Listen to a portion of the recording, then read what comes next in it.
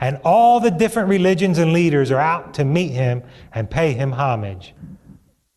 The Dalai Lama at the Vatican meeting with the Pope. Who does he represent? Eastern mysticism. The Romanian Patriarch meeting with the Pope. In the first visit by a Roman pontiff to a mainly Orthodox country in nearly 1,000 years, the Pope embraced Romania's Orthodox Patriarch and declared the time has come to put every form of fear and suspicion between their churches behind them. Pope's Romanian visit set stage for possible Russian trip. Mindful of his advancing years and with a trip to Moscow in mind, Pope John Paul II pushed ahead Sunday with efforts to break down barriers with Orthodox Christians. The Pope's visit, part of his drive for reconciliation among the various Christian denominations as the new millennium approaches, has spurred hopes for greater unity between the Roman Catholic and Orthodox churches in Romania, despite the conflict in neighboring Yugoslavia. Pope John Paul II's weekend visit to India concluded today in an atmosphere of religious harmony and unity. The Pope received a reverent welcome from leaders of Hinduism and 7 other faiths. In turn, Indian leaders of the Hindu, Buddhist, Sikh, Muslim, Jain, Parsi, Jewish, and Baha'i faiths extended prayers of welcome to the Pope.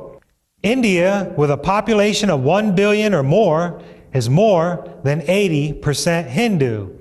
The LA Times. Pope calls talks with Iran leader promising.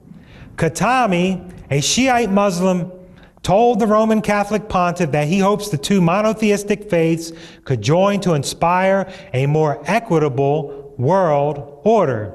As he entered the Vatican, the 78-year-old Pope looked relaxed and pleased as he accepted his visitor's gift. Khatami is now president of the 55-nation Organization of the Islamic Conference. This is Yasser Arafat. He was the leader of Palestine at the time. Notice that he's all smiles as he meets Pope John Paul II. And here's Khatami, the former president of Iran. This is Tariq Aziz. This man was one of Saddam Hussein's top men in his cabinet, that the Pope is on a higher plane than themselves. Who is this? This is Prince Charles and Princess Diana. And who do they represent? The Church of England, who had a big split with Rome many years ago. It's Tony Blair meeting with the Pope. And in case you don't know, brothers and sisters, when Tony Blair left office, but he flew to the Vatican the next day after leaving office to become a priest and a Roman Catholic. Is this man a Christian? No, this man is a communist and former president of the USSR. That this man he is about to shake hands with helped to bring a collapse to, along with Ronald Reagan and the CIA, which was predicted in the Word. Sweden's Crown Princess Victoria meeting with the Pope. The Czech president meeting with the Pope. Nelson Mandela meeting with the Pope. Is this man a Christian? It's Vladimir Putin. Friend, this man is hardcore KGB, but he's at the Vatican meeting with the Pope. The Israeli Prime Minister meeting with the Pope. Even dictators are meeting with the Pope. The Philippines President, Gloria Arroyo, meeting with the Pope. Vicente Fox, former president of Mexico, meeting with the Pope. Friends, he's even speaking before the United Nations. And when the Pope of Rome speaks, the world listens. How many of you remember former Secretary of State Colin Powell? Where was he at when he was the Secretary of State for this country? He was at the Vatican meeting with the Pope. Former Democratic President Jimmy Carter meeting with the Pope, and this was during his presidency. Former Republican President Ronald Reagan meeting with the Pope. Former Republican President George H.W. Bush meeting with the Pope. Former Democratic President Bill Clinton meeting with the Pope. George W. Bush meeting with the Pope. And notice they're all wearing a black suit. Laura Bush at the Vatican with her daughter meeting with the Pope. Nancy Pelosi, she's about ready to kiss the hand of Pope Benedict XVI when he made an appearance here in the United States, April of 2008.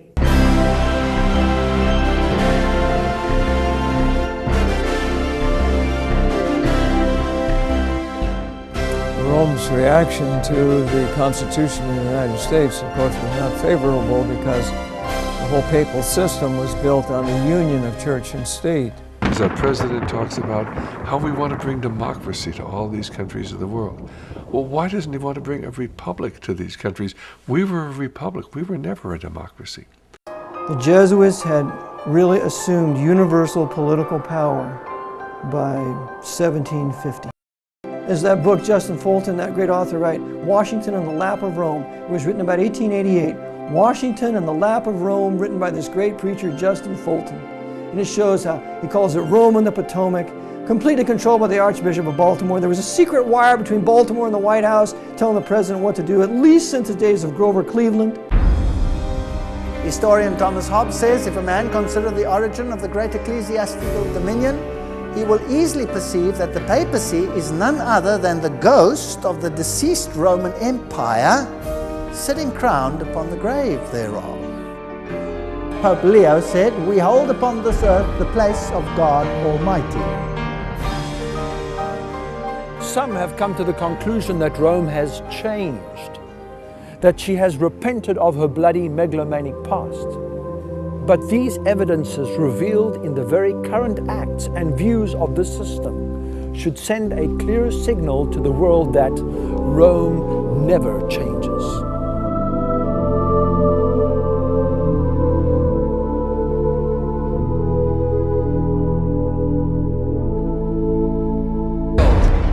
America was founded as a Christian nation, but it was also founded as an occult nation.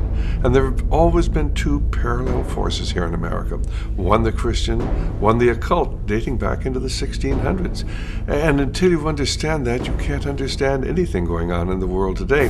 Bacon was the head of Freemasonry and Rosicrucianism. He had a huge influence through being the chief of the Rosicrucian fraternity at the time. He had a huge influence on the birth of modern Freemasonry.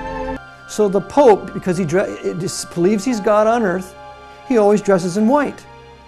And that's why every political visitor to the Pope always dresses in black.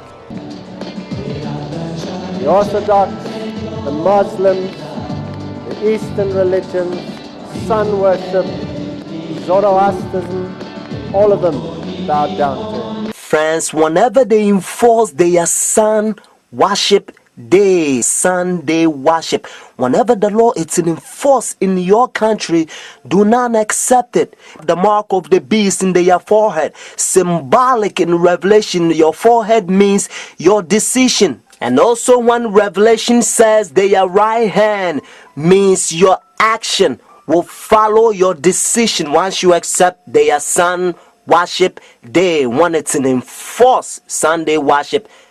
Friends, take a stand. Christ is coming. He loved you so much so that when he was on the cross, Jesus Christ says, I thirst. So whenever you're in temptation, remember when he says, I thirst because of you and I. Order The Great Controversy. Notice the book, The Great Controversy, because it's preparation. It will prepare you by the grace of God.